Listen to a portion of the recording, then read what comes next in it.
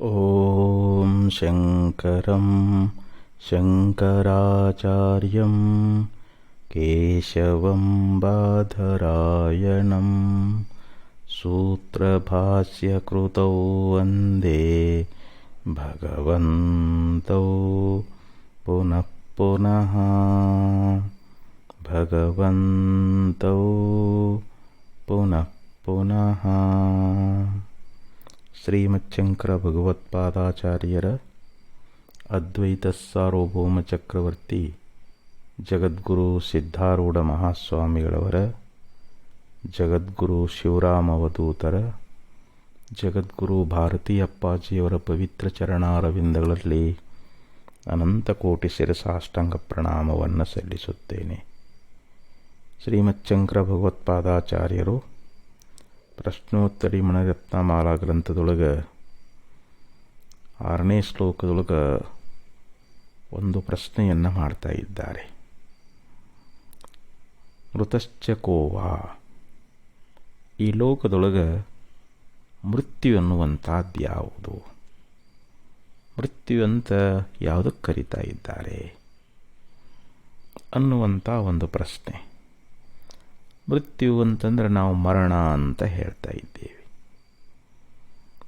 ಯಾಕಂದರೆ ಪ್ರತಿಯೊಬ್ಬ ಮನುಷ್ಯ ಹುಟ್ಟಿದವನು ಮೃತ್ಯುವಿಗೆ ವಶ ಆಗಲೇಬೇಕು. ಅಂದರೆ ಯಮ ಆಗಲಿ ಯಮದೂತರಾಗಲಿ ನಾವು ಮಾಡಿರ್ತಕ್ಕಂಥ ಕರ್ಮದ ಫಲ ಅನ್ನುವಂಥದ್ದು ತೀರಿತು ಅಂತಂದರೆ, ನಮ್ಮ ಪ್ರಾರಬ್ಧ ಭೋಗ ತೀರಿತು ಅಂತಂದರೆ ಪಾಶವನ್ನು ಹಾಕಿ ಜೀವನನ್ನು ಎಳೆದುಕೊಂಡು ಹೋಗ್ತಾ ಇದ್ದಾರೆ. ಅಂದರೆ ಜೀವ ಈ ಶರೀರದಿಂದ ಉತ್ಕ್ರಮಣವನ್ನು ಮಾಡ್ತಾ ಇದ್ದಾರೆ. ಪ್ರಾಣ ಈ ಶರೀರದಿಂದ ಹೊರಗೆ ಹೋಯಿತು ಅಂತಂದರೆ ಅದಕ್ಕೆ ನಾವು ಮೃತ್ಯು ಅಂತ ತಿಳ್ಕೊಂಡಿದ್ದೀವಿ, ಮರಣ ಅಂತ ತಿಳ್ಕೊಂಡಿದ್ದೀವಿ. ಜಾತಸ್ಯ ಹಿ ಧ್ರುವ ಮೃತ್ಯು ಮೃತಂ ಜನ್ಮ ಮೃತಸ್ಯ ಚ. ಹುಟ್ಟಿದವನು ಒಂದು ದಿವಸ ಮರಣವನ್ನು ಹೊಂದಲೇಬೇಕು.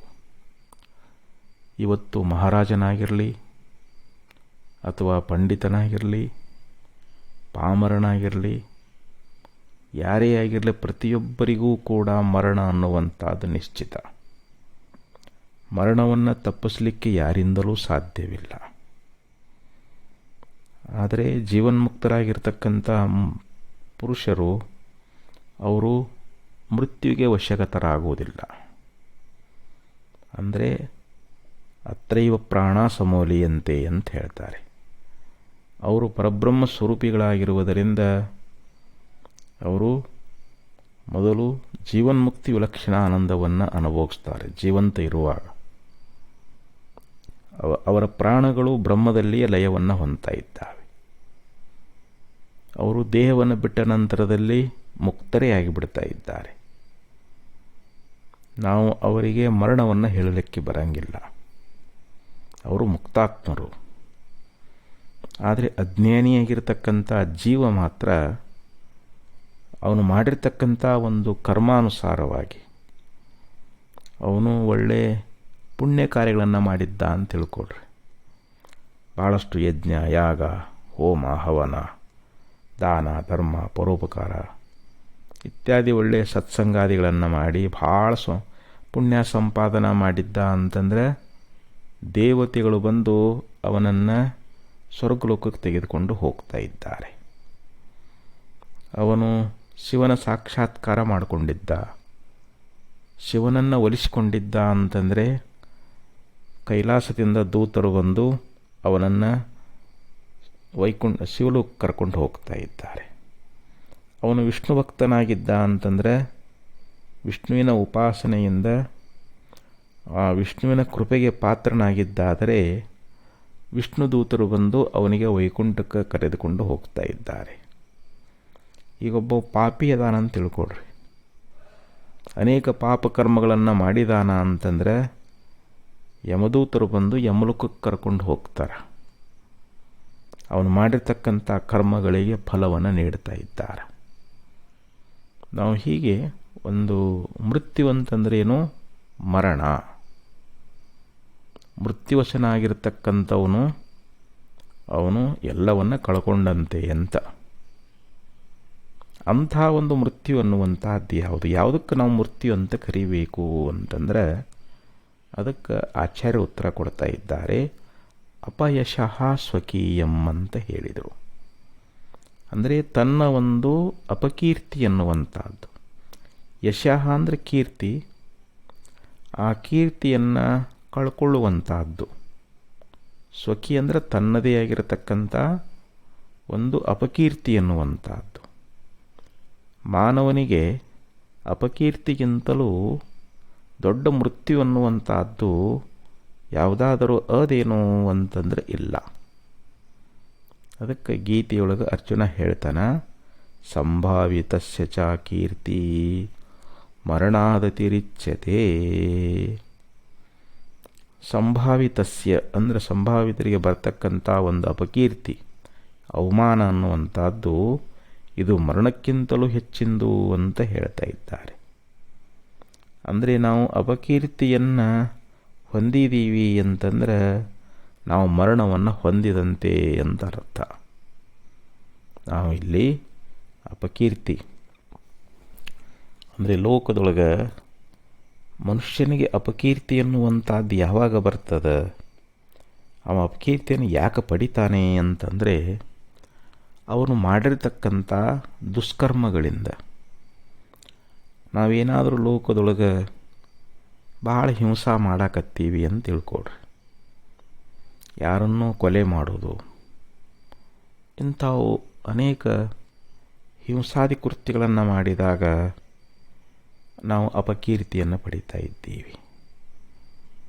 ಅಷ್ಟೇ ಅಲ್ಲ, ನಾವು ಬರೀ ಸುಳ್ಳು ಹೇಳುವುದರಿಂದಲೂ ನಮಗೆ ಅಪಕೀರ್ತಿ ಎನ್ನುವಂಥದ್ದು ಬರ್ತದೆ. ಅಂದರೆ ನಮ್ಮಲ್ಲಿರ್ತಕ್ಕಂಥ ಅವಗುಣಗಳಿಂದ ನಾವು ಲೋಕದೊಳಗೆ ಅಪಕೀರ್ತಿಯನ್ನು ಹೊಂದುವಂಥವರಾಗ್ತಾ ಇದ್ದೀವಿ. ಈಗ ರಾವಣ ಅಪಕೀರ್ತಿಯನ್ನು ಪಡೆದ.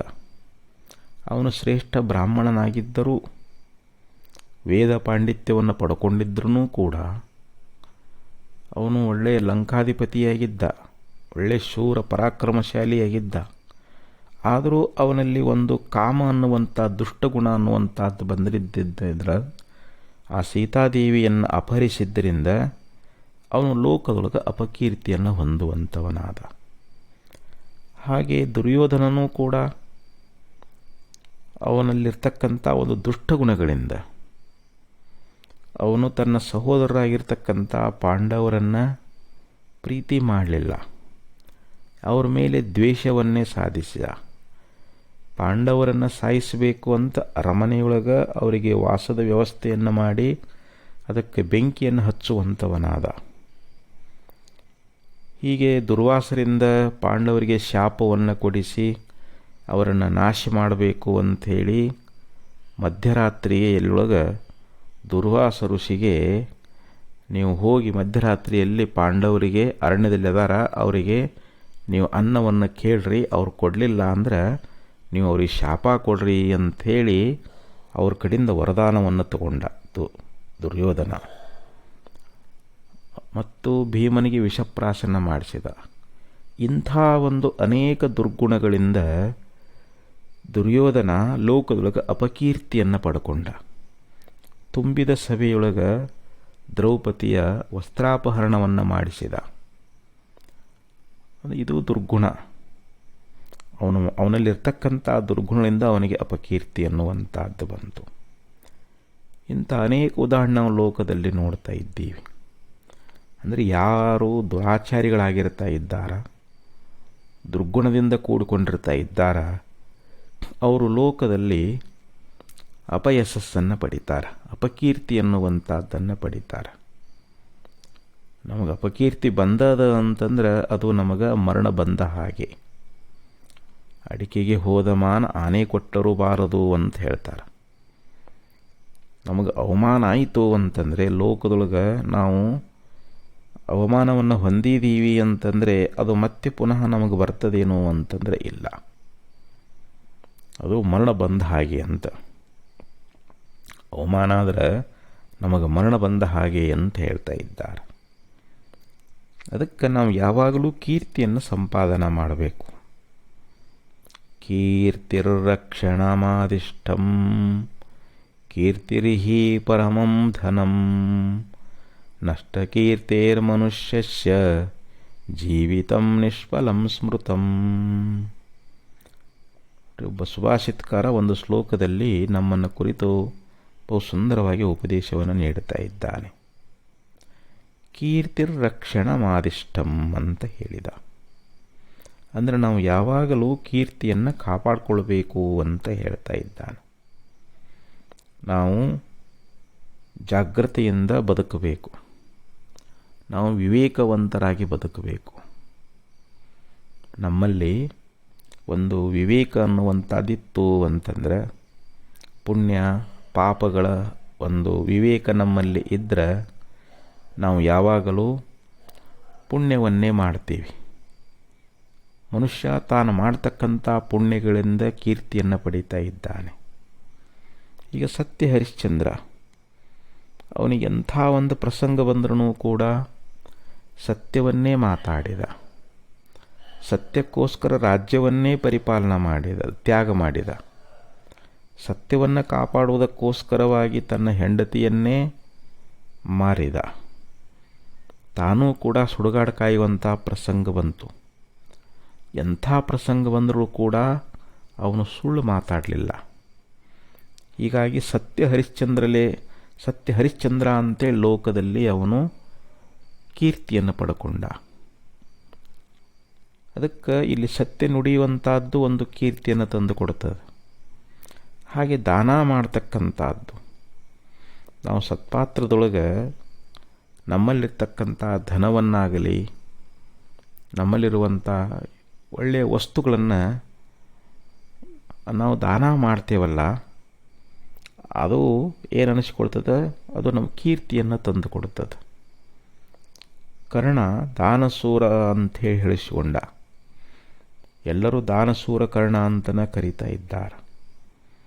ಯಾಕಂದರೆ ಅವು ಎಂಥ ಪ್ರಸಂಗದೊಳಗೂ ಕೂಡ ಯಾರೇ ಮನೆಗೆ ಬಂದು ದೇಹಿ ಅಂತ ಕೇಳ್ತಾ ಇದ್ದಾರ, ಅವನು ಅವರಿಗೆ ಕೊಟ್ಟು ಬಿಡ್ತಿದ್ದವ.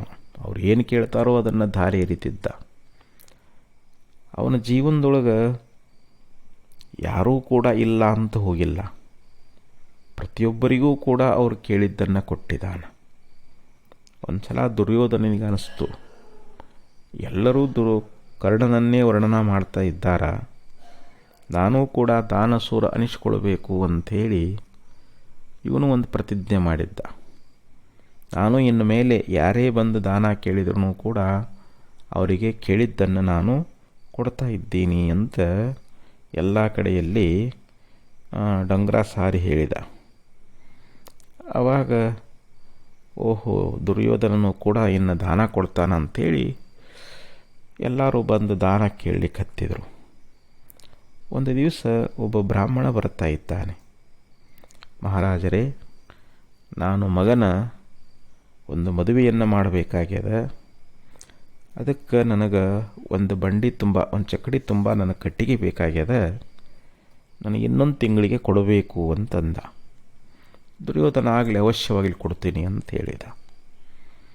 ಅವನು ಹೋದ ಕೂಡಲೇ ಒಂದು 20 ದಿವಸ ಮಳೆ ಅನ್ನುವಂಥದ್ದು ಪ್ರಾರಂಭ ಆಗಿಬಿಡ್ತು. ಮಳೆ ಹತ್ತಿದ 20 ದಿವಸ ಆದರೂ ಬಿಡಲೇ ಇಲ್ಲ. ಆ ರಾಜನಲ್ಲಿರ್ತಕ್ಕಂಥ ಕಟ್ಟಿಗೆ ಎಲ್ಲ ಅಡುಗೆ ಮಾಡಲಿಕ್ಕೆಲ್ಲ ವಿನಿಯೋಗ ಆಗಿ ಹೋಗಿಬಿಡ್ತು. ಇನ್ನೊಂದು 5-6 ದಿವಸ ಉಳಿದಿತ್ತು. ಬ್ರಾಹ್ಮಣ ಬರ್ತಾ ಇದ್ದಾನೆ. ಮಹಾರಾಜರೇ, ಒಂದು 25 ದಿವಸದಿಂದ ನಿಮಗೆ ಹೇಳಿದ್ದೆ, ನನಗೆ ಮತ್ತೆ ಒಂದು ಬಂಡಿ ಕಟ್ಟಿಗೆ ಕೊಡ್ರಿ ಅಂತಂದ. ಆವಾಗ ನಗರದಲ್ಲಿ ಎಲ್ಲಿ ಯಾರ ಕಡೆಯೂ ಕಟ್ಟಿಗೆ ಇದ್ದಿದ್ದಿಲ್ಲ. ಪ್ರತಿಯೊಬ್ಬರೂ ಕೂಡ ಮಳೆ ಹತ್ತಿದ್ದರಿಂದ ತಮ್ಮಲ್ಲಿರುವಂಥ ಕಟ್ಟಿಗೆಯನ್ನು ಸುಟ್ಟು ಅಡಿಗೆ ಮಾಡಿದ್ರು. ಎಲ್ಲರಿಗೂ ಕೂಡ ಕಟ್ಟಿಗೆ ಅಭಾವ ಇತ್ತು. ಆವಾಗ ದುರ್ಯೋಧನ ಹೇಳ್ತಾನೆ, ನೋಡು, ಆ ಬ್ರಾಹ್ಮಣನಿಗೆ ಒಂದು ಬಂಡಿ ಕಟ್ಟಿಗೆಯನ್ನು ಕೊಟ್ಟು ಕಳುಹಿಸಿರಿ ಅಂತಂದ. ಅಲ್ಲಿ ಸೇವಕರು ಹೋಗಿ ವಿಚಾರ ಮಾಡ್ತಾರೆ, ಅರಮನೆಯಲ್ಲಿ ಒಟ್ಟು ಕಟ್ಟಿಗೆನೇ ಇಲ್ಲ, ಅವರಿಗೆ ಅಡುಗೆ ಮಾಡೋ ಕಟ್ಟಿಗೆ ಇಲ್ಲ. ಆವಾಗ ಸೇವಕರು ಬಂದು ಹೇಳಿದರು, ಮಹಾರಾಜರೇ, ಅರಮನೆಯಲ್ಲಿ ಕಟ್ಟಿಗೆ ಇಲ್ಲ ಅಂತಂದರು. ಆವಾಗ ದುರ್ಯೋಧನ ಹೇಳ್ತಾ ಇದ್ದಾನೆ, ಬ್ರಾಹ್ಮಣ, ನೋಡಪ್ಪ, ನಾನೇನು ಕೊಡ್ತೀನಿ ಅಂತ ಹೇಳಿದ್ದೆ, ಆದರೆ ಈಗ 20 ದಿವಸ ಮಳೆ ಅನ್ನುವಂಥದ್ದು ಹತ್ತಿ ಇದ್ದ ಕಟ್ಟಿಗೆಲ್ಲ ಸುಟ್ಟು ಬಿಟ್ಟಿದ್ದಾರೆ, ಇನ್ನೂ ಸ್ವಲ್ಪ ದಿವಸ ಹೋಗಲಿ, ಇನ್ನೊಂದು 15 ದಿವಸ 20 ದಿವಸ ಆದಮೇಲೆ ಕೊಡ್ತೀನಿ ಅಂತಂದ. ಮಹಾರಾಜರೇ, ಇನ್ನು 4-5 ದಿವಸ ಉಳ್ದದ, ನನ್ನ ಮಗನ ಮದುವೆ ಮಾಡಬೇಕಾಗ್ಯದ, ನನಗೆ ಈಗಲೇ ಕಟ್ಟಿಗೆ ಅವಶ್ಯಕತೆ ಇದೆ, ನನಗೀಗಲೇ ಕೊಡಬೇಕು ಅಂತಂದಾಗ ದುರ್ಯೋಧನ ಅಂದ, ಅಲ್ಲಪ್ಪ ಇದ್ರೆ ಕೊಡ್ತಿದ್ದೆ ನಾ, ಮತ್ತು ಎಲ್ಲೆಲ್ಲೂ ಕಟ್ಟಿಗೆ, ನಗರದಲ್ಲಿ ಯಾರ ಹತ್ರನೂ ಕಟ್ಟಿಗಿಲ್ಲ, ಇಂಥ ಸಮಯದಲ್ಲಿ ನಾ ಕಟ್ಟಿಗೆಯಿಂದ ಎಲ್ಲಿಂದ ತಂದು ಕೊಡಲಿ ಅಂತಂದ. ಆವಾಗ ನಿರುಪಾಯನಾಗಿ ಬ್ರಾಹ್ಮಣ ನೇರವಾಗಿ ಕರ್ಣನ ಮನೆಗೆ ಬಂದ. ಕರ್ಣನನ್ನು ಕುರಿತು ಕೇಳ್ತಾ ಇದ್ದಾನೆ. ಕರ್ಣ ಮಹಾರಾಜ, ನನಗೆ ಕಟ್ಟಿಗೆ ಅವಶ್ಯಕತೆ ಇದೆ, ಅದಕ್ಕೆ ನೀವು ನನಗೆ ಒಂದು ಬಂಡಿ ಕಟ್ಟಿಗೆಯನ್ನು ಕೊಡಬೇಕು, ನನ್ನ ಮಗನ ಒಂದು ಮದುವೆಯನ್ನು ಮಾಡಬೇಕಾಗ್ಯದ, ಕಟ್ಟಿಗೆ ಕೊಡಬೇಕು ಅಂತಂದಾಗ ಅವಾಗ ಕರ್ಣ ಅಂತಾನ, ಅವನು ವಿಚಾರ ಮಾಡಿದ ಮನೆಯೊಳಗೆ ಎಲ್ಲಿ ಕಟ್ಟಿಗೆನೇ ಇಲ್ಲ, ಮತ್ತು ಇಲ್ಲಿವರೆಗೆ ನನ್ನ ಹತ್ರ ಯಾರು ಏನು ಬಂದು ಕೇಳಿದ್ರೂ ಕೂಡ ನಾನು ಕೊಟ್ಟಿದ್ದೀನಿ, ಆದರೆ ಇವತ್ತು ದಿವಸ ಇವನಿಗೆ ಕೂಡ ಕಟ್ಟಿಗೆ ಇಲ್ವಲ್ಲ ಅಂತ ಸ್ವಲ್ಪ ವಿಚಾರ ಮಾಡಿ ಆವಾಗ ಅಲ್ಲಿ ತನ್ನ ಸೇವಕರನ್ನ ಕರೀತಾನೆ. ಮತ್ತು ಅವನಿಗೆ ವಾಸ ಮಾಡಲಿಕ್ಕೆ ಎಲ್ಲ ಮನೆಗಳಿದ್ದು, ರೂಮ್ಗಳು ಕಟ್ಟಿದ್ರು ಬೇರೆ ಬೇರೆ. ಅವಾಗ ಹೇಳ್ತಾನೆ, ನೋಡಪ್ಪ, ಒಂದು ರೂಮಿನೊಳಗೆ ಮೇಲಿರ್ತಕ್ಕಂಥ ತೊಲಿಗಳು ಅವು ಜಂತಿ ಏನದಾವಲ್ಲ ಅವೆಲ್ಲ ಹಾರಿ ಹೊಡೆದು ಅವನಿಷ್ಟು ಬಂಡಿ ತುಂಬ ತುಂಬಿ ಕೊಟ್ಟು ಕಳುಹಿಸ್ರಿ ಅಂತ ಕರ್ಣ ಆದೇಶ ಮಾಡಿದ. ಅದರಂತೆ ಅವರು ಮಾಡಿದರು. ಒಂದು ಮನೆ ಮೇಲಿರ್ತಕ್ಕಂಥ ಎಲ್ಲ ಕಟ್ಟಿಗೆ ಎಲ್ಲ ಇಷ್ಟು ತೆಗೆದು, ಜಂತಿ ತೊಲೆ ಏನೇನಿರ್ತವೆ ಎಲ್ಲ ತೆಗೆದು, ಕಂಬ ಗಿಂಬ ಎಲ್ಲನೂ ಒಂದು ಬಂಡಿ ತುಂಬ ಹೇರಿ ಕಳಿಸಿಕೊಟ್ರು. ಅವನು ದುರ್ಯೋಧನ ಅರಮನೆ ಮುಂದೆ ಹಾಯ್ದು ಹೊಂಟಿದ್ದ. ಅದನ್ನು ದುರ್ಯೋಧನ ನೋಡಿ ಅವನಿಗೆ ಆಶ್ಚರ್ಯ ಆಯಿತು. ಈ ಬ್ರಾಹ್ಮಣ ಇದನ್ನು ಬಂಡಿ ತುಂಬ ಕಟ್ಟಿಗೆ ತೊಗೊಂಡು ಬಂದಮೇಲೆ ಎಲ್ಲಿಂದ ತಂದ? ಯಾಕಂದ್ರೆ ನಗರದೊಳಗೆ ಯಾರ ಮನೆಯೊಳಗೂ ಕಟ್ಟಿಗೆ ಇಲ್ಲ, ಇವನು ಕಟ್ಟಿಗೆ ಹೆಂಗೆ ದೊರಕಿದು ಅಂತ ಕೇಳಿದ. ಅವಾಗ ಅವನು ಕರೆಯಾಗಿ ಕಳಿಸಿದ. ಬ್ರಾಹ್ಮಣ ಬಂದ. ದುರ್ಯೋಧನ ಕೇಳ್ತಾನೆ, ಈ ಕಟ್ಟಿಗೆ ಎಲ್ಲಿಂದ ತಂದು ನಿನಗೆ ಯಾರು ಕಟ್ಟಿಗೆ ಕೊಟ್ಟರು ಅಂತಂದಾಗ ಆವಾಗ ಬ್ರಾಹ್ಮಣ ಹೇಳಿದ, ಮಹಾರಾಜರೇ, ನೀವಂತೂ ಕಟ್ಟಿಗೆ ಇಲ್ಲ ಅಂತ ಹೇಳಿದ್ರಿ, ನಾನು ಕರ್ಣನ ಹತ್ರ ಹೋಗಿದ್ದೆ, ಕರ್ಣನಲ್ಲಿ ಕೇಳಿಕೊಂಡೆ, ಆದರೆ ಕರ್ಣನ ಮನೆಯೊಳಗೂ ಕೂಡ ಕಟ್ಟಿಗೆ ಇದ್ದಿದ್ದಿಲ್ಲ. ಅವನು ತನ್ನ ಮನೆಯೊಳಗೆ ಒಂದು ರೂಮನ್ನು ಅದನ್ನು ಕೆಡವಿ ಮೇಲಿರ್ತಕ್ಕಂಥ ತೊಲಿ ಜಂತಿ ಕಂಬ ಅವೆಲ್ಲನೂ ಹೇರಿ ಕಳಿಸಿದ್ದಾನೆ ಅಂತಂದಾಗ ದುರ್ಯೋಧನ ಅಂದ, ಇದು ದಾನ ಮಾಡ್ತಕ್ಕಂಥದ್ದು, ಇದು ಕರ್ಣನಿಗೆ ಸಾರ್ಥಕ ಹೊರತು ಇದನ್ನು ನಾನು ಸುಮ್ಮನೆ ಪ್ರತಿಜ್ಞೆ ಮಾಡಿದೆ ಅಂಥೇಳಿ ತನ್ನ ಪ್ರತಿಜ್ಞೆಯನ್ನು ವಾಪಸ್ ಪಡ್ಕೊಂಡಂತ. ಇದು ದಾನಸೂರ ಕರ್ಣ ಅನ್ನೋದು ಅದು ಕರ್ಣನಿಗೆ ಸಲ್ತದ ಹೊರತು ನಾವು ಅವನಂಗೆ ಆಗಾಕ ಬರಂಗಿಲ್ಲ ಅಂಥೇಳಿ ಅವನಿಗೆ ಅರ್ಥ ಆಯ್ತಂತ. ಹಂಗೆ ಇಲ್ಲಿ ದಾನವನ್ನು ಮಾಡಿದ್ರಿಂದ ಕರ್ಣನ ಕೀರ್ತಿ ಅನ್ನುವಂಥದ್ದು ಉಳಿಯುವಂಥದ್ದಾಯಿತು. ಅಂದರೆ ನಾವು ಇಂಥ ಒಂದು ಕೀರ್ತಿಯನ್ನು ಸಂಪಾದನೆ ಮಾಡಬೇಕು ಅಂತ ಹೇಳ್ತಾ ಇದ್ದಾರೆ. ಕೀರ್ತಿರ್ ರಕ್ಷಣ ಮಾದಿಷ್ಟಂ, ಹೇಗಾದರೂ ಮಾಡಿ ನಾವು ಒಳ್ಳೆಯ ಸತ್ಕೀರ್ತಿಯನ್ನು ಪಡಿಬೇಕು. ಸತ್ಕಾರ್ಯಗಳಿಂದ ನಮಗೆ ಕೀರ್ತಿ ಅನ್ನುವಂಥದ್ದು ಬರ್ತದೆ. ನಾವು ಮಾಡುವಂಥ ಅನಾಚಾರಗಳಿಂದ ಪಾಪಕರ್ಮಗಳಿಂದ ನಮಗೆ ಅಪಕೀರ್ತಿ ಅನ್ನುವಂಥದ್ದು ಬರ್ತದೆ. ನೋಡಿ, ಶಿಬಿ ಚಕ್ರವರ್ತಿಯೂ ಕೂಡ ಗಿಡುಗ ಪಕ್ಷಿಗೆ ಮಾಂಸವನ್ನು ದಾನ ಮಾಡಿದ. ಅಂದರೆ ಶಿಬಿ ಚಕ್ರವರ್ತಿ ಮಹಾನ್ ಪರೋಪಕಾರಿಯಾಗಿದ್ದ, ಅವನು ಕೂಡ ದಾನಸೂರನಾಗಿದ್ದ. ಹೀಗಾಗಿ ಅವನ ಹೆಸರನ್ನು ಕೂಡ ಶಾಶ್ವತವಾಗಿ ಉಳ್ಕೊಂಡದು. ರಂತಿದೇವ ನೋಡ್ರಿ, ರಂತಿದೇವನು ಕೂಡ ಒಂದು ಬಡತನ ಬಂದಿತ್ತು, ರಾಜನಾಗಿದ್ದ, ಎಲ್ಲನೂ ದಾನ ಮಾಡಿಬಿಟ್ಟ. ಅವನ ಅರಮನೆಗೆ ಕೊಡೋಕೆ ಏನೂ ಉಳಿಲಿಲ್ಲ, ಬರಗಾಲ ಬಿತ್ತು, ಅರಣ್ಯ ಸೇರಿದ. ಅಲ್ಲಿ 41 ದಿವಸ ಉಪವಾಸ ಇದ್ದ, ಅನ್ನ ಪ್ರಾಪ್ತವಾಯಿತು. ಅಂಥ ಸಮಯದೊಳಗೆ ಅಲ್ಲೊಬ್ಬ ಬ್ರಾಹ್ಮಣ ಬರ್ತಾ ಇದ್ದಾನೆ, ಭಿಕ್ಷಾಂದೇಹಿ ಅಂತೇಳಿ. ಅಲ್ಲಿ ಯಾವುದೊಬ್ಬ ಮಹಾಪುರುಷನು ತಂದು ಕೊಟ್ಟಿರ್ತಕ್ಕಂಥ ಪ್ರಸಾದೊಳಗೆ ಅದರಲ್ಲಿ ಕೆಲವು ಭಾಗವನ್ನು ಅವನಿಗೆ ನೀಡಿದ, ತೃಪ್ತಿ ಮಾಡಿ ಕಳಿಸಿದ. ಆನಂತರ ಒಬ್ಬ ಚಾಂಡಾಲ ಬರ್ತಾ ಇದ್ದಾನೆ, ಅವನು ಒಂದಿಷ್ಟು ನಾಯಿ ತಗೊಂಡು ಬಂದಿದ್ದ. ಅವುಗಳಿಗೆ ಸಾಕಾಗುವಷ್ಟು ಅನ್ನವನ್ನು ನೀಡಿದ. ಒಬ್ಬ ಶೂದ್ರ ಬಂದ ಲಾಸ್ಟಿಗೆ, ಉಳಿದ ಭಾಗವನ್ನು ಅವನಿಗೆ ನೀಡಿ ಸಂತೃಪ್ತಿಗೊಳಿಸಿದ. ನೋಡಿ, ಅಂದರೆ ರಂತಿದೇವನು ಕೂಡ ಅಂಥ ಮಹಾನ್ ತ್ಯಾಗಿಯಾಗಿದ್ದರಿಂದ, ಮಹಾನ್ ದಾನವೀರನಾಗಿರುವುದರಿಂದ ನಾವು ರಂತಿದೇವನನ್ನು ಕೂಡ ಸ್ಮರಣ ಮಾಡ್ತಾ ಇದ್ದೀವಿ. ಅಂದರೆ ಅವನೂ ಕೀರ್ತಿಯನ್ನು ಪಡ್ಕೊಂಡ. ಅದಕ್ಕೆ ನಾವು ಯಾವಾಗಲೂ ಕೀರ್ತಿಯನ್ನು ಸಂಪಾದನೆ ಮಾಡಬೇಕು ಅಂತ ಹೇಳ್ತಾ ಇದ್ದಾರೆ. ಅದು ಕೀರ್ತಿನೇ ಶಾಶ್ವತವಾಗಿರ್ತಕ್ಕಂಥದ್ದು. ಅನಿತ್ಯಾನಿ ಶರೀರಾಣಿ ವಿಭವೋ ನೈವ ಶಾಶ್ವತಃ ನಿತ್ಯಂ ಸನ್ನಿಹಿತೋ ಮೃತ್ಯು ಕರ್ತವ್ಯೋ ಧರ್ಮ ಸಂಗ್ರಹ ಅಂತ ಹೇಳಿದರು. ಈ ಶರೀರಾದಿಗಳು ಅನಿತ್ಯದಾವು. ಇವು ಯಾವಾಗ ಬಿದ್ದು ಹೋಗ್ತವೆ ಅಂತ ಹೇಳಕ್ಕೆ ಬರಂಗಿಲ್ಲ. ಯಾಕಂದರೆ ನಮ್ಮ ಪ್ರಾರಬ್ಧ ಭೋಗ ತೀರ್ತು ಅಂತಂದರೆ ನಾವು ಶರೀರವನ್ನು ಇಲ್ಲೇ ಬಿಡಬೇಕಾಗ್ತದೆ. ಅದಕ್ಕೆ ಅನಿತ್ಯಾನಿ ಶರೀರ ವಿಭವೋ ನೈವ ಶಾಶ್ವತಃ. ನಾವು ಗಳಿಸಿರ್ತಕ್ಕಂಥ ಸಂಪತ್ತು ಕೂಡ ಇದು ಕೂಡ ಶಾಶ್ವತವಾಗಿರೋದಿಲ್ಲ. ಲಕ್ಷ್ಮೀ ಸ್ತೋಯ ತರಂಗ ಭಂಗ ಚಪಲ ವಿದ್ಯುಚ್ಛಲಂ ಜೀವಿತಂ ಅಂತ ಹೇಳ್ತಾರೆ. ನಾವು ಸಂಪಾದನೆ ಮಾಡಿರ್ತಕ್ಕಂಥ ಸಂಪತ್ತು ಕೂಡ ಇದು ಹೊರಟು ಹೋಗ್ತದೆ. ಇದು ಲಕ್ಷ್ಮೀ ಚಂಚಲವಾಗಿರತಕ್ಕಂಥವಳು. ನಮ್ಮ ಜೀವಿತವೂ ಕೂಡ ಕೋಲ್ಮಿಂಚಿನಂತೆ ಕ್ಷಣಿಕವಾಗಿರುವಂಥದ್ದು. ಅದಕ್ಕೆ ನಾವು ಇಲ್ಲಿ ಸಂಪತ್ತೇ ಶಾಶ್ವತ ಅಂಥೇಳಿ ಅದರಲ್ಲೇ ನಾವು ಲೋಭಿತರಾಗಬಾರದು. ನಿತ್ಯಂ ಸನ್ನಿಹಿತೋ ಮೃತ್ಯು, ನಾವು ಮೃತ್ಯುವಿನ ದವಡೆಯೊಳಗದೇವಿ.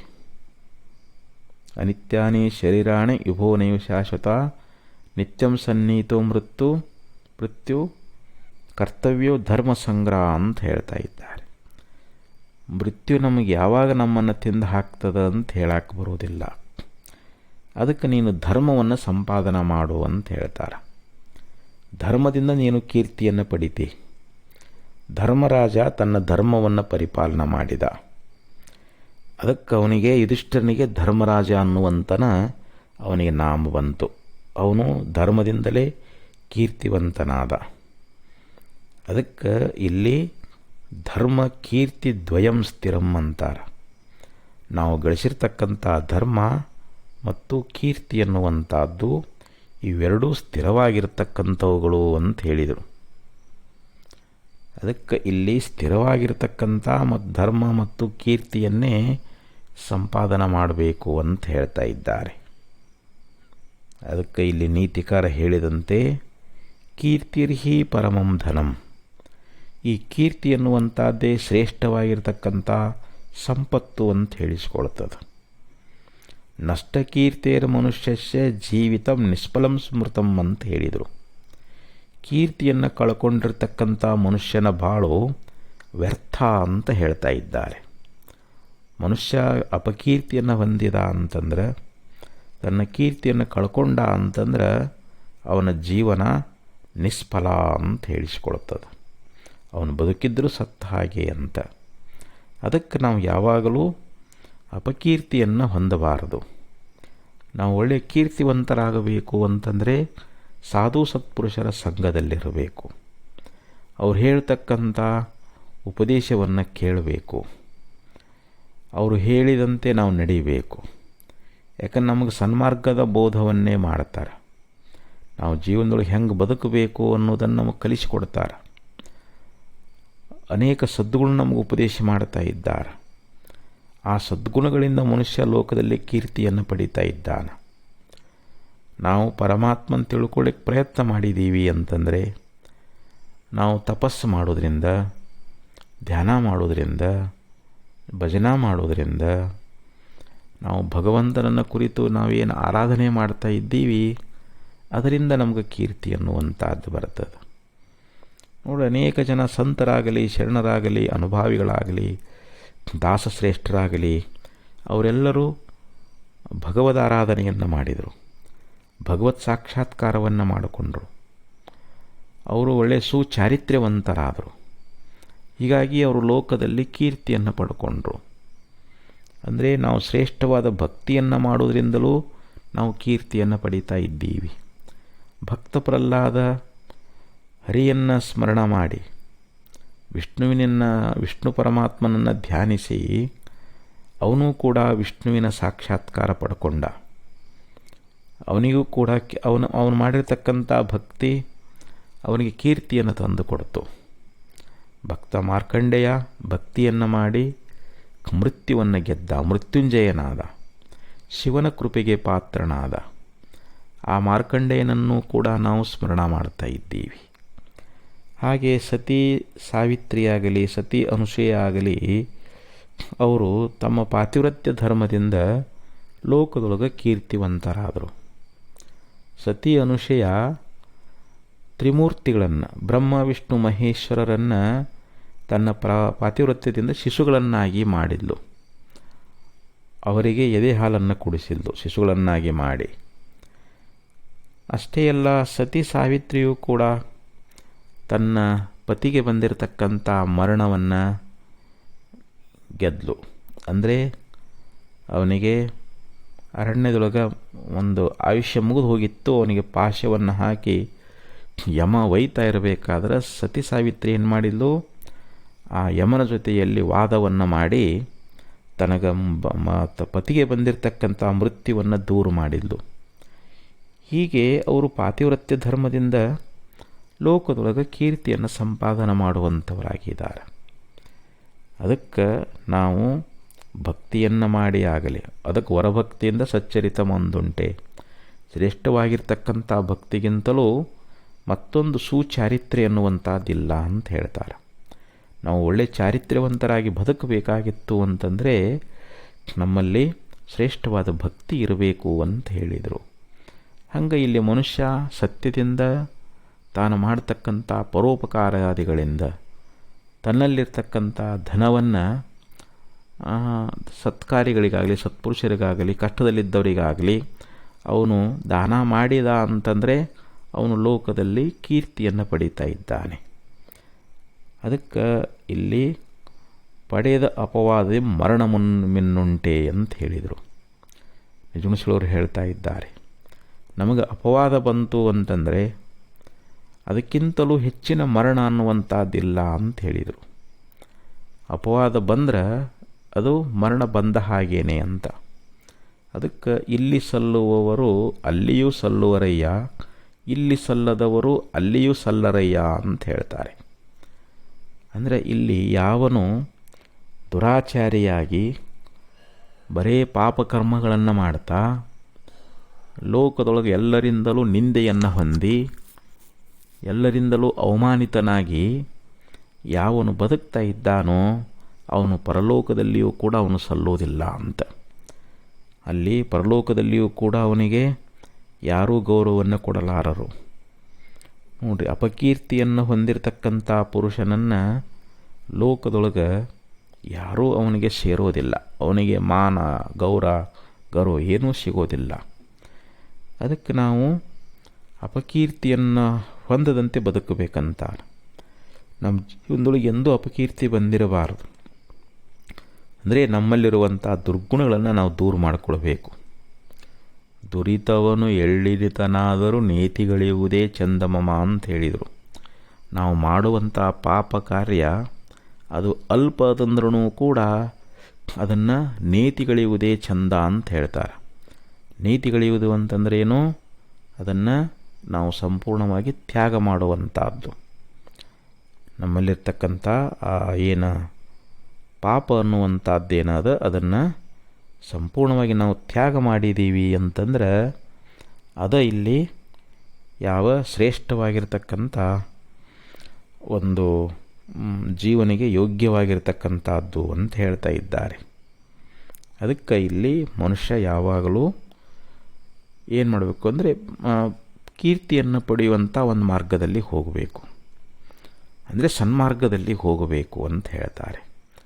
ನಮಗೆ ವೇದಗಳು ಶಾಸ್ತ್ರಗಳು ನಾವು ಬದುಕಲಿಕ್ಕೆ ಯಾವ ಮಾರ್ಗವನ್ನು ಹಾಕಿಕೊಟ್ಟಾವೋ, ಒಂದು ಪುಣ್ಯ ಮಾರ್ಗ, ಸತ್ಕಾರ್ಯಗಳನ್ನು ಮಾಡುವಂಥದ್ದು, ಪುಣ್ಯ ಕಾರ್ಯಗಳನ್ನು ಮಾಡುವಂಥದ್ದು, ಸದ್ಗುಣಗಳ ಸಂಪಾದನೆ ಮಾಡುವಂಥದ್ದು, ಅವೆಲ್ಲ ಬೋಧ ಮಾಡಿದ್ದಾವೆ. ನಾವು ಆ ಪ್ರಕಾರವಾಗಿ ಹೋದೀವಿ ಅಂತಂದರೆ ನಮಗೆ ಎಲ್ಲವೂ ಕೂಡ ಏನಾಗ್ತಾವು, ಪ್ರಾಪ್ತ ಆಗ್ತಾವಂತ. ನಾವು ಬಯಸಿದ ಭೋಗಗಳೆಲ್ಲ ಪ್ರಾಪ್ತವಾಗ್ತಾವು. ನಮಗೆ ಸ್ವರ್ಗಾದಿ ಉತ್ತಮ ಲೋಕಗಳೇ ನಮಗೆ ದೊರಕ್ತಾ ಇದ್ದಾವೆ. ದೇಬಿಟ್ಟ ನಂತರದಲ್ಲಿ ಉತ್ತಮವಾದ ಲೋಕವನ್ನೇ ನಾವು ಪಡ್ಕೊಳ್ತೀವಿ. ಅದಕ್ಕೆ ಅಸ್ಥಿರಂ ಜೀವಿತಂ ಲೋಕೆ ಅಸ್ಥಿರಂ ಧನ ಯೌವನಂ ಅಸ್ಥಿರಂ ಪುತ್ರದಾರಾಧ್ಯಂ ಧರ್ಮ ಕೀರ್ತಿ ದ್ವಯಂ ಸ್ಥಿರಂ ಅಂತ ಹೇಳಿದಂತೆ ಅಸ್ಥಿರಂ ಜೀವಿತಂ ಲೋಕೆ, ನಾವು ಜೀವನದೊಳಗೆ ನಮ್ಮ ಜೀವಿತ ಅದು ಅಸ್ಥಿರ, ಅದು ನೀರ ಮೇಲೆ ಗುರುಳಿದ್ದಂಗೆ, ಅದು ಯಾವಾಗ ಒಡೆದು ಹೋಗ್ತದಂತ ಹೇಳಕ್ಕೆ ಬರೋಂಗಿಲ್ಲ. ಹಂಗೆ ನಮ್ಮ ಜೀವನ ಯಾವಾಗ ಮುಗಿದು ಹೋಗ್ತದೆ ಅಂತ ಹೇಳಕ್ಕೆ ಬರೋದಿಲ್ಲ. ಅಸ್ಥಿರಂ ಜೀವಿತಂ ಲೋಕೆ ಅಸ್ಥಿರಂ ಧನ ಯೌವನಂ, ನಮಗೆ ಪ್ರಾಪ್ತವಾಗಿರ್ತಕ್ಕಂಥ ಯೌವನ ಆಗಲಿ ಧನ ಆಗಲಿ ಇದು ಕೂಡ ಅಸ್ಥಿರವೇ. ನೋಡ್ತಾ ಇದ್ದಂಗೆ ನಮ್ಮ ಯೌವನ ಮುಗಿದು ಹೋಗಿ ಮುಪ್ಪು ಬಂದುಬಿಡ್ತದೆ. ಇದ್ದಂಥ ಸಂಪತ್ತು ಕೂಡ ನಮ್ಮಿಂದ ಕೈ ಬಿಟ್ಟು ಹೋಗ್ತದೆ.